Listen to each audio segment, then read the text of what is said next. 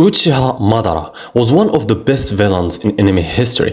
He was almost the perfect one of all the villains. He is strong, smart, doesn't trust anyone. His aura is so flammable. His presence can be felt without his actual presence. Just his name can scare the shit out of the ninja world and trick them into a war.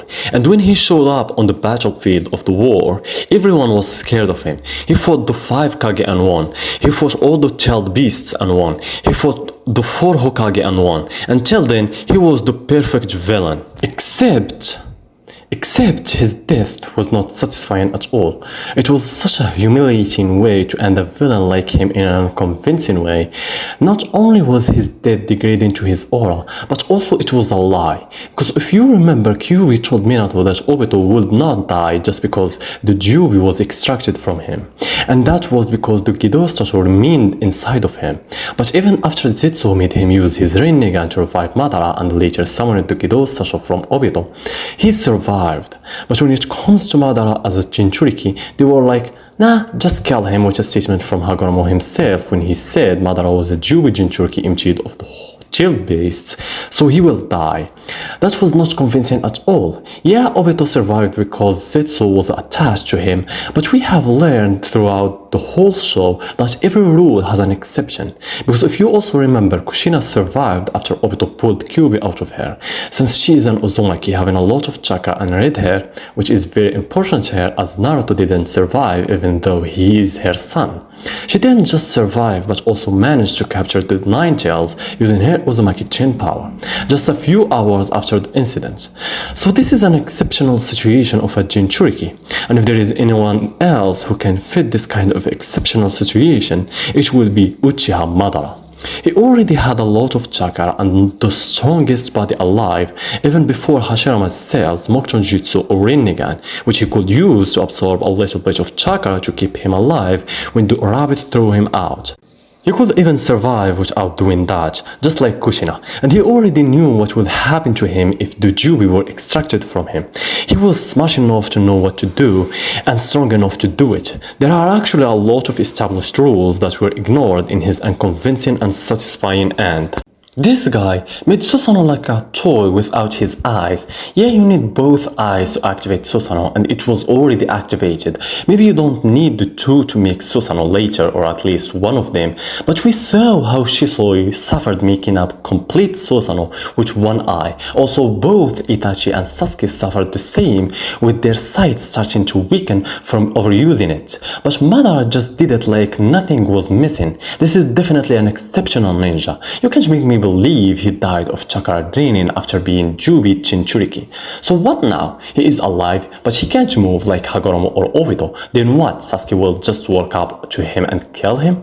No, I don't think so, because we saw that Obito, even when he couldn't move, tried to use Rinnegan to revive every shinobi before Zetsu made him revive Madara. So Madara will just use his eyes to make a universal pull of anyone like Naruto or even a Biju to absorb its chakra and gain his power back, or do the same when Hashirama got close to him. So he is alive, he can move, then what? He can't just walk out wandering the world like nothing happened. He can't be forgiven or defeated, absolutely not this one. No one can deal with him now. No, really, what could they do? Use the power of friendship or talk no Jitsu against him? No! So, how are we going to manage the end of the greatest villain ever in a convincing way that will satisfy Madara's fans? Well, let's go backward a little bit to when Naruto and Sasuke sealed Kaguya. Yes, there. Let's pretend that when they sealed her, the rabbit threw Madara out first, and Zetsu already had a backup plan, just in case history repeated itself. He prepared a body before. Let's say this body is an Uzumaki having Hashirama cells, maybe also Sharingan that Zetsu managed to steal when Itachi massacred his clan. He will summon this body, of course alive but unconscious, and Kaguya will take it as her new vessel. And this body doesn't need Rinnegan because it's already a Jubi host, and Kaguya just needs it to transform into her humanoid form so she can control it again. So When she threw Madara away, he is alive of course, but he can't move as we explained before. Maybe he managed to absorb some chakra from the Yui in all this chaos that happened to Kaguya. Or maybe someone got close to him, like Naruto or Sasuke or even Sakura. What is she doing there in a way, just giving others her chakra? So Madara now is very angry, furious. His ultimate rage, never before had it been like this since his brother's death. Because his plan of peace was a lie. The Tsukuyomi was just a made-up excuse to bring back an old lady. He got betrayed by Zetsu. He was a pawn to Kaguya. And most of all, Hashirama was right and he was wrong. Then his ultimate rage will drive him to join the others to fight her.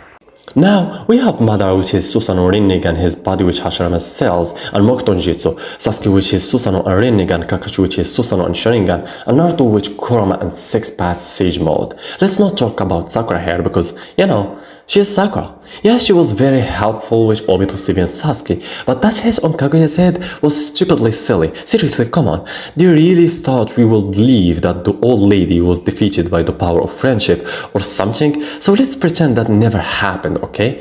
Anyway, those four legends combined will battle Kaguya together. They keep fighting her again and again, and as she is the originator of chakra, Yubi Jinchuriki, she can extract chakra from shinobi in the Tsukuyomi, and she is very strong jutsu user. So they're just going to keep fighting her for another 500 episodes, no filler. Just kidding. At some point during the fight, Madara and Kakashi managed to trap her using their Susanoo Rinnegan 6-path power and Mokuton Jutsu to restrain Kaguya so Naruto and Sasuke can seal her. Then Madara will use Chibaku Tensei to seal himself with her to ensure that she does not escape again like before. What I'm saying is that Madara will sacrifice himself to save the day. Maybe now we will ask why will he do that? Basically, because everything he lived or cared about was a lie and he has nothing to do after his dream was crushed, which he dedicated his life and death to achieve. Besides, anyone who knows Madara knows that he does not fear death, and what is the point of him living in a world like that? Also, he will not live for others' dreams.